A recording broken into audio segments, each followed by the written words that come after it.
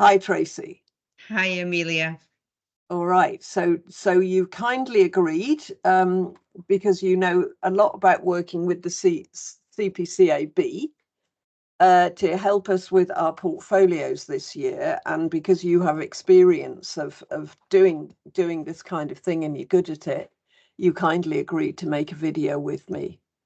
So Yeah. I'm very grateful and very appreciative. So this is to do with the diploma in clinical supervision, in the helping professions, in the health professions. And I'm going to invite you, first of all, Tracy, just to show me the portfolio that you've done. Just show, the big, yeah. There we are. So can you see that? We can, yes. So you've Yeah. got it in a big folder there. And as you open it up, I'm gonna show the index on my screen, but just before I do that, just show us the Polly pockets there, that you've got your index thing, and then each thing in the portfolio is in Polly pockets in That's that right. way. And it's therefore quite clear and easy to go through. Yeah, So that's right. if I share my screen that you've kindly shared with me, and I'm going to show the index. Talk me through, Tracy. How did you index? I'm going to make this bigger. I'm just give me a minute to move it along the screen. Now, how big is that to you? Yeah. Yeah, I think that's good. I Is think that we big can see enough? that. Yeah, that's I'll great. just bring it up. Hang on a little bit. Yeah, sort of like that. Yeah. So yeah, talk me through, Tracy. So because this is the thing I think a lot of people will sort of think, right, how am I going to index it? So talk me through what your thoughts were when you were indexing the portfolio there. So the first thing is what I wanted to do was to show the workbook, because that is the main bulk of the program. And then after that, the cash sheet from the tutor following the December, where we sent in our portfolios. Because that shows some of the criteria we've met. And then behind that, then I put the candidate guide as well. So I probably will put B candidate guide as well on Right, that. right.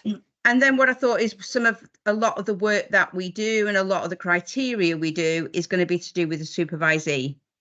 So what I did is I wanted to evidence the contract that we've done, the notes and the hours, the evaluation by the supervisee. And then one of the criteria mentions how you work with the supervisee within the kind of framework, their ethical framework, code of conduct. So maybe for the nurses, they might have the code of conduct in there, where for me, I was working with the BACP ethical framework. Yeah, So that was for the supervisee documents. Then what I thought is some of the criteria that I'm going to meet is to do with the assessments, because we did individual and we did group. So I thought they were really good to use as a different separator. So we could use the criteria there, and it's easy then to be seen by the external verifier. great.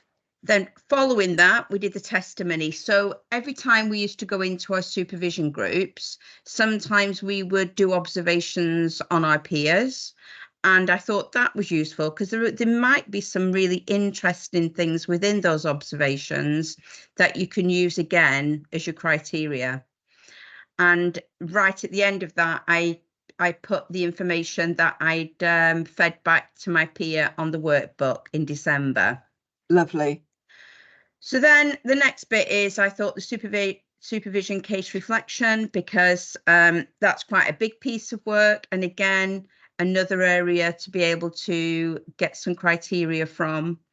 Then the presentation on diversity, for me, that was really interesting. I haven't got a lot of information on that, but some people within the group will have lots of information, because I noticed a lot of people printed stuff out, and they can add that in. It just shows what we did within that presentation and on that day. And then the final thing is the creative work. And that's just my preference. It's just I put anything that we've done, any drawings or anything, I just put them at the back, because I just thought that looks good. It looks good. And it's also, again, it might be something that you want to evidence in in your candidate guide.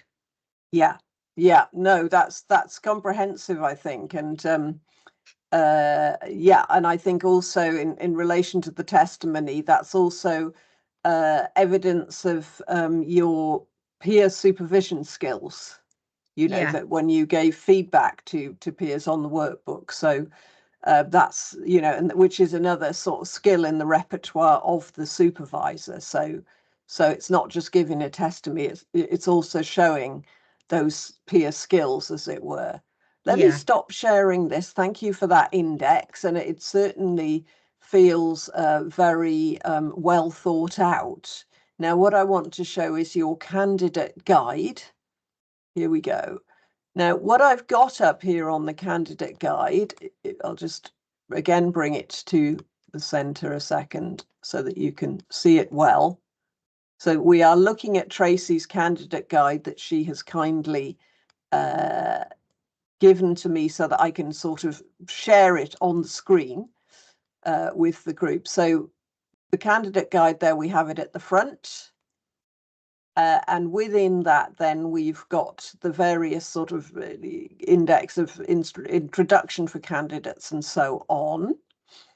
And then as the key area really in this guide for students to pay attention to is this area here where we have the candidate learning record. Now, Tracey, would you like to sort of share with me how you looked at, so on the left-hand side, we have the criteria that people have to meet, that candidates have to meet. And on the right-hand side, the candidate, so in red, the candidate fills it in. So this is where Tracey's filled it in and indicated where to find the feedback. So talk me through that further, Tracey. And if you want to give me talk through a couple of examples, then I can go up and down the candidate learning record as appropriate. So yeah, so 1.1, which is working on the ethical and legal framework. yeah. So what I did is with that is the understanding of working within that kind of ethical framework. And for me, it was the BACP ethical framework. And again, maybe the nursing profession want to use their code of conduct. And I referenced that the way I evidenced it is through my skills assessment in one of them. Yes. And that was the 3A. So if we go back to like the 3A, which is skills assessment, it was the individual one, and it was the tutor and peer feedback. So I got feedback from tutors and peers on how I work within the ethical framework and worked within policy and procedure. So I could evidence that by putting skills assessment. And then within my supervision notes, because what I did is when I contracted with my supervisee, I also talked about working within that ethical framework. So for that, I've got two pieces of evidence. There's probably more as well, because I was working throughout within that ethical framework. So maybe within your case reflection, it could be through any kind of your workbook. There'll be probably plenty of places there where you can evidence, but you only need a maximum of 2. So let's just pause there for a minute. And what I'm going to do is just flip back to our index again, so people make the direct connection between this and the index of the portfolio. So let me just stop sharing for a second and share the other piece. This is where technology hasn't caught up with human beings yet, where we could just whip something out, and although probably if I had several screens, I would. So there you can see what Tracey's been mentioning there, 3A. Yeah. For that first one, and the other ones which we had were supervision notes, which you pointed out, 2B. Yeah. Which was also mentioned there, and there was another one now that I've temporarily forgotten. But those 2 at least were in there in relation to that. So so that directly relates to going back to the candidate workbook again. Share, and let's go back to that. There we go. So we can see the 2B on page 1. That's what I knew there was another number there, but yes. So that relates directly to the indexing then. So let's just have a look at another example, Tracey? Would you like to and draw maybe attention? if you scroll maybe halfway through, Yeah. because they'll change then as well. So Yeah. maybe if you stay there at the number 3.1. Yeah. So I have got 3 there, and that was just because I wanted to bring in the presentation, but you really don't need 3. So I might even take 1 out, because I've got it twice in a supervision workbook and 1 in the presentation. So I might take just 1 of the workbook reflections out, or even extend it. Looking at that, I could just do pages 23 to 27. Yes, that's a good idea. And as Tracey's referring there is to the fact that we ask for up to 2 pieces of evidence to demonstrate each criteria. So we have an agreement with CPCAB that it's between 1 to 2 pieces of evidence for each criteria. Obviously, in most cases, we'd look for 2 pieces. Yeah. And what it is, it's about building on your learning. So the first bit is probably going to be within your workbook, and it's possible your second one will be as well. Yes. But realistically, you want to be looking at building on that knowledge that you had in the first evidence. So it's probably going to come in other things. So for me, it was the presentation on diversity was really helpful in being able to apply theory and references on diversity. So I could use that within the presentation. And you might get that as well through your supervision work with your supervisee. Yeah. So some people might be wondering why I've got some of the red ones highlighted in yellow, and they're to do with the case reflection that I've sent in, and I'm waiting to see whether I've met that criteria. Yes. And if I don't meet the criteria, then I'll just look at other ways of meeting it, because there's, you just need to read through your workbook again or look at your notes from your supervisee. There will be places where you can meet that again if you don't meet it in the reflection. Okay, so I'm just going to stop sharing this a second and go sort of look for, I'm going to link this up with your index again so that we can see the coherence. So let me just stop sharing. So we're looking for the evidence for the workbook in the big portfolio and the diversity bazaar. So let me come back to that. And index to see if it works. So obviously we've got presentation on diversity, which relates to diversity bazaar. Now, yeah, and that's all changed. My numbers will have changed a little bit since I started, because I've added to things. So this is like a guide. So things may change. Your numbering may change.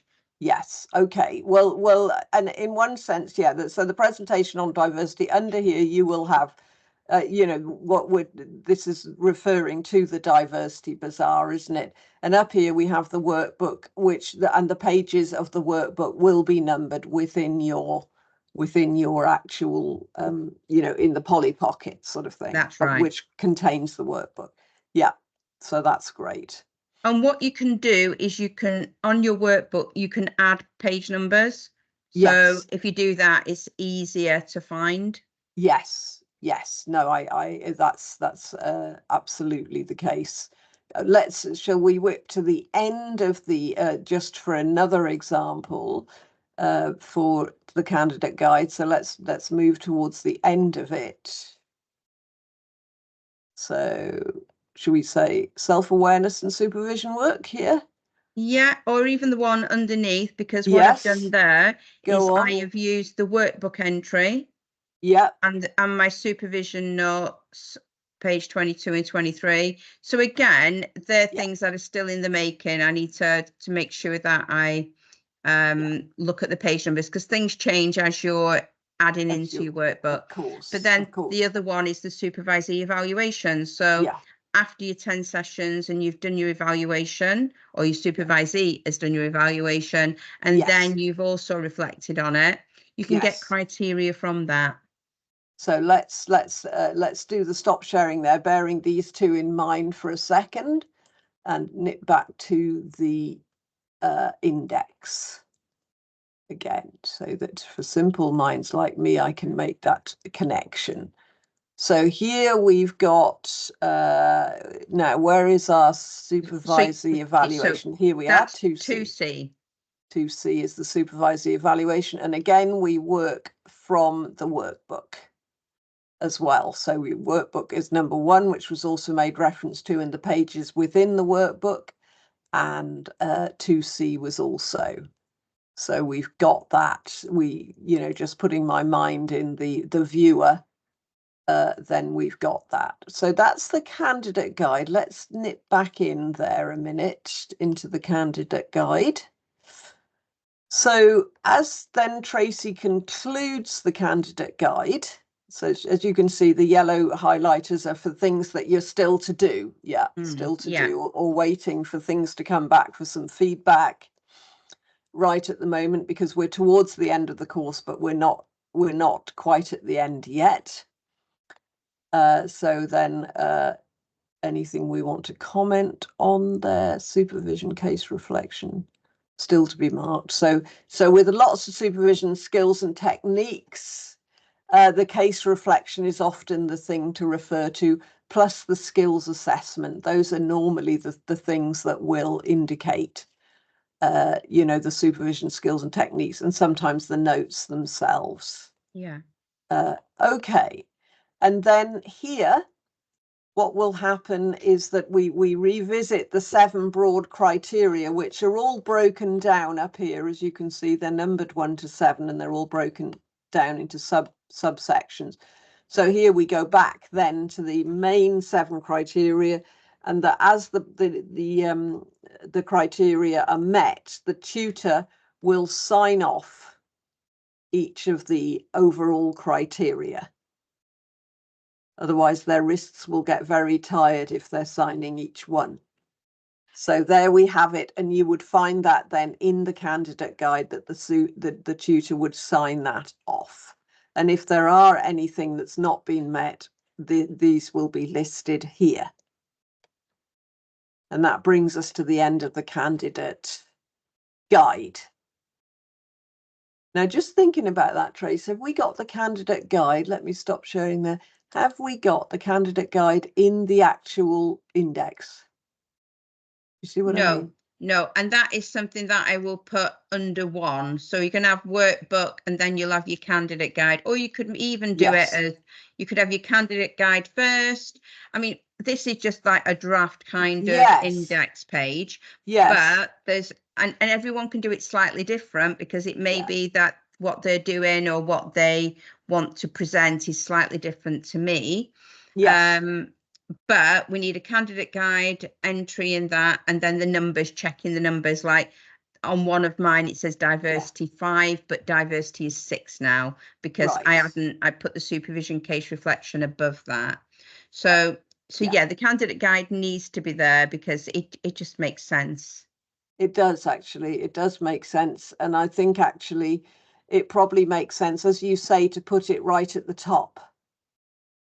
When you've done everything, absolutely everything, then argue back with me if you feel that's different. But no, so you'll have your list of contents, and then you'll have your candidate guide, and then you'll have your workbook. Yes.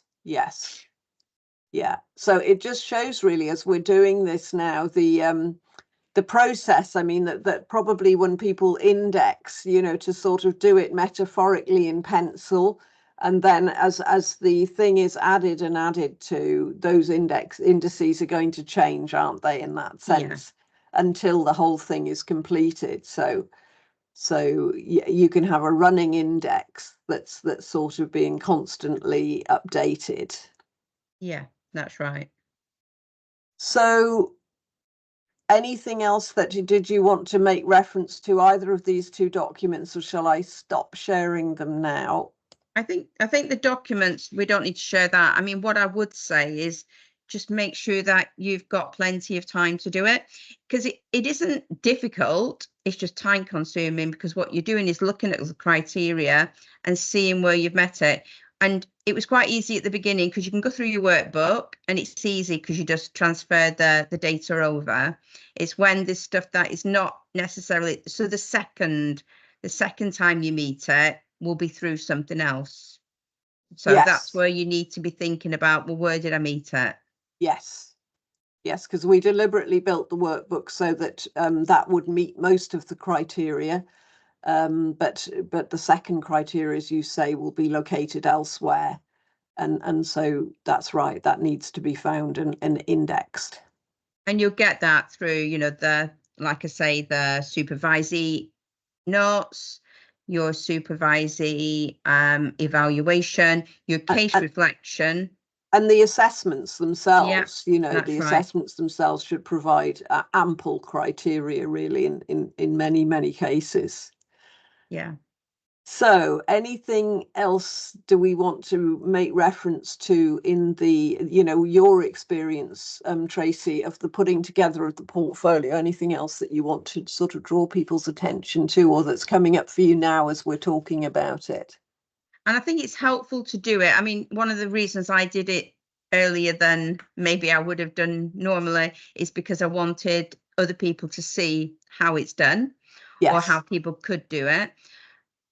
But it's also a really good chance to see where you haven't met any criteria. So then you can use things within your case reflections. You can then look at that as part of meeting the criteria. I think it's just really important to see where you are. It's a good thing to do it a bit sooner than towards the end of it, because then you can see where you are and see what you need to do. Yeah. Yes, I agree with you. I agree. Let's stop recording now.